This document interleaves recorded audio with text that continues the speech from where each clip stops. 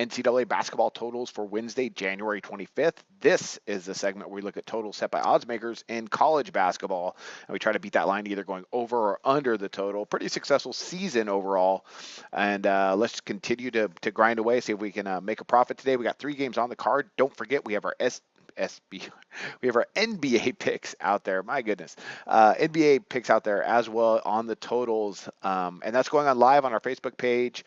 And that's 4 o'clock Eastern. So if you want to tune in and check that out, get some feedback. That's been great. I hear a lot of good stuff from you guys. In the end, we're all trying to just make a profit from the season. So let's continue to try and do just that. The picks are free, which is great, and the give and take on the feedback has been fantastic. So tune into that NBA segment. That's a lot of fun. Facebook page going on live 4 o'clock Eastern. A couple days we'll have to skip this week, but we'll be in full force next week. So tune in tomorrow for sure, though. So check it out as well. SBRpicks.com. YouTube channel, Facebook page, sportsbook review, lots of sign-up bonuses out there, so be sure to check it out. Let's look at 3 games. Here we go. We got 3 on the card, big slate of games. Just a lot of good games happening right now because we got league play going on. First we're going to look at is Florida State and Georgia Tech. Florida State's going to Georgia Tech, and oddsmakers have it at 141, and we're going under. I'm going to go under this total. There's a couple reasons why. I don't like the number, so I'm kind of going against. All these are kind of numbers plays for me. Last time they met up, different personnel, but still, oddsmakers had the line at 148. Now they've gone down to 141. But what is surprising to me, why this is so low, is Florida State runs at a really high tempo, and they can flat out score. Let me tell you what I'm talking about. Right now they're averaging 85.7 points per game. That ranks 10th in the country. They are a really different dynamic than we saw several years back from the Seminoles. Right now, they're 10th in shooting percentage, 49.8% from the field. They're 15th in 2-point shooting percentage, 55.7%, and they push tempo. They get up over 61 attempts per game. They rank in the top 50 in tempo. That's out of 300 teams, over 300 teams. So that's a really fast pace. So why is this total a little bit low? Well, first of all, Florida State can play some defense. They're allowing opponents just about 71 points per game. That's not bad. It ranks in the top part of the country. But it's at Georgia Tech. Georgia Tech struggles to score and runs at a really slow pace. And I think that's kind of the reason why they were able to get by North Carolina in what was a shocking upset. Right now, Georgia Tech, they're averaging 66.8 points per game, and 67.4 points per game. Sorry, they're allowing. Oh my gosh, I'll get back on it, guys. I promise. Right now, Georgia Tech is averaging 66.8 points per game, and they're allowing 67.4 points per game. My goodness. But here's the statistics I really wanted to talk about. Is Georgia Tech actually plays some defense. They're allowing opponents just 40% shooting from the floor. That ranks 32nd in the country, and they're 33rd in opponent 2-point shooting percentage at just 43.7%. Both Florida State strengths. So, look for them to control the tempo. If they're going to have any chance of beating Florida State, they're going to have to do that. They go at a really slow pace, just 55.7 attempts per game. That ranks just outside the top 2/3 of NCAA hoops. So they go pretty slow, and I think odds makers are taking that into consideration. And on the other end, Florida State, statistically, they play some good defense. They're allowing opponents to shoot under 40% from the floor and rank 24th in opponent overall shooting percentage. So in that same category. So look for this game to be a little bit more of a defensive affair and not get up and down so much. I'm going to go under that 141. All right, next one up, we got Butler and Seton Hall. This one's 141.5, and I'm also going under. And I'm going to tell you why. The last 2 times they've matched up, we've seen a 145 and a 148. Kind of the same personnel, same coaches.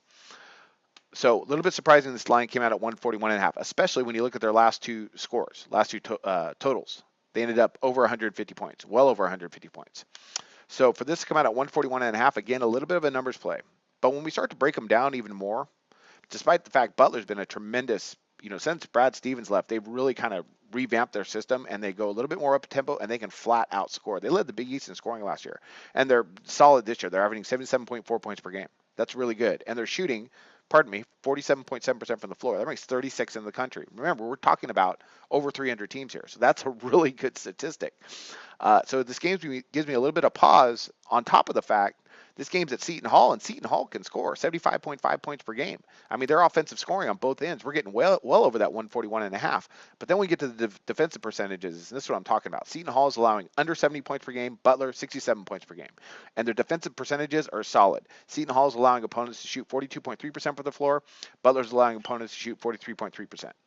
Both very good statistics. I think as far as their defense and their tempo, this stays under the total. So oddsmakers have it at 141.5. It actually looks a little bit low with the way Butler likes to get up and down, or the way Butler can score, and Seton Hall as well. So it looks a little bit low. I don't think it is at the end of the day, and I think they get under the total of that 141.5. Two really well-coached team. That's going to be a great basketball game.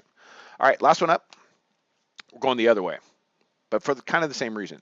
We got Florida and LSU. LSU's just been pushing a lot of tempo. Right now it's 156.5, and that looks huge, especially with a Florida team that could play some defense. That's a really good Florida team. Don't sleep on them. They when did they lose? Let me check that out real quick. I think they just lost, right? Yeah, they've lost a couple in a row. A couple tough games. South Carolina, and then a shocking one to Vanderbilt. But that's a good Florida team, and they play really good defense. I'll tell you what I mean. But I like over this 156.5, excuse me. First of all, it's a numbers play because right now this is the highest total we've seen. I got stats back to since they matched up since 98.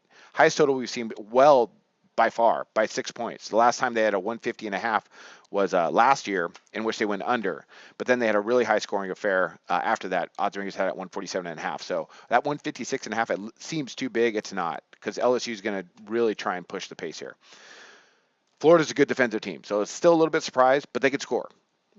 A little bit surprised about this number. But Florida, look at these defensive numbers: 66.6 points per game scoring defense allowed. And their statistics, they're allowing opponents to shoot 42.8% overall. That's really good. On the other end, I mean, they could score, but it doesn't boggle your eyes. I mean, 76.9 points per game. Then you got LSU, who I think is going to be able to control the tempo. They're averaging just 76.1 points per game. That's not that great. That's just about 100th in the country. But they're allowing 79.5. That ranks outside the top 300. So I think Florida is going to be able to score quite a bit. LSU's defensive percentages are bad. They're allowing opponents to shoot over 45% and over 51% on their two-point shots. I expect Florida to score a lot. LSU on the other end, though, they push tempo, getting up almost 63 attempts per game. They rank 27th in the country in tempo, and they allow 62.1. So they're going to try and get up and down. That's their style. And I think Florida is going to go ahead and run with them, especially after losing 2 in a row. Look for them to go ahead and have some fun, beat this LSU team, on the road, and have a high scoring affair. So 156.5, I am going over that total. Okay, so a couple little blunders here and there. That's just going to happen. You guys who've been watching these videos, it's all about, are the picks right? That's really what it comes down to. All right, so let's recap that. We got Florida State, Georgia Tech under the 141, Butler, Seton Hall under the 141.5, Florida and LSU over the 156.5. And I wish you luck on your picks today. Go to SBRodds.com. Browse, compare, and shop live odds available at top online sportsbooks.